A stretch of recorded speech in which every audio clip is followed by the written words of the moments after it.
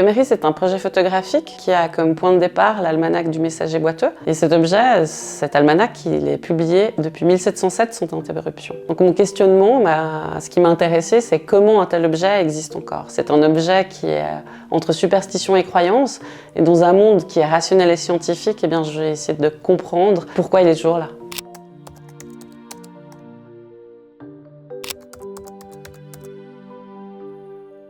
Au début de mes projets, je fais beaucoup de recherches en amont, que ce soit dans la littérature, que ce soit en rencontrant des gens. Enfin, c'est vraiment important de poser un cadre qui est plus grand que moi, histoire de vraiment comprendre mon sujet. Et ensuite, je vais rencontrer des gens. Des fois, ça amène des images, des fois pas. Des fois, c'est des rencontres qui m'amènent vers d'autres rencontres. Donc, c'est quelque chose qui se fait ensemble. C'est pas des choses que je fais seule. Moi, je suis là, je fais mes images, mais c'est les rencontres des gens. Et c'est ce que les gens me donnent, que ce soit le temps, les informations, qui font que j'arrive à construire ces projets aussi.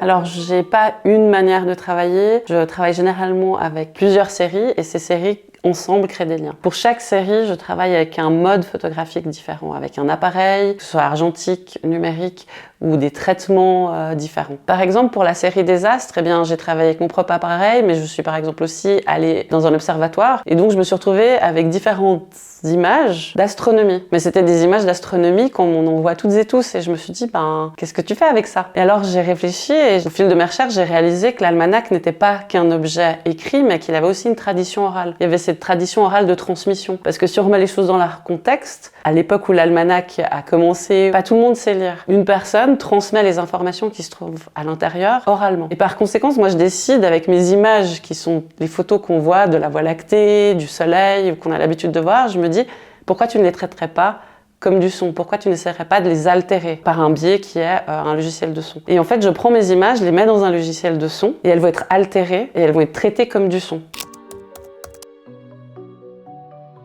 Pour parler de l'histoire, du passé, j'ai choisi différentes thématiques qui sont liées à l'almanach. J'ai commencé déjà par les premières images qui arrivaient dans la maison des gens, ce sont les gravures qui se trouvaient dans l'almanach. Donc je les ai photographiées. Et ce qui est intéressant, c'est qu'au final, ces gravures sont les premières images à scandale que les gens ont vues. C'est un peu comme la presse à scandale. On a les nouvelles de l'année qui est passée. Donc on a les couronnements des rois et des reines à travers le monde, ou plutôt l'Europe. On a les catastrophes naturelles, on a les guerres. Et ce que je trouve intéressant, c'est qu'on a une esthétique qui remonte au 18e, au 19e, parce que ce sont des gravures sur bois. Toutes ces images, pour moi, sont d'une actualité assez surprenante dans la mesure où, au final, les préoccupations ne changent jamais. Donc ce rapport à l'histoire où on photographie des choses qui sont anciennes sont au final d'une actualité assez saisissante.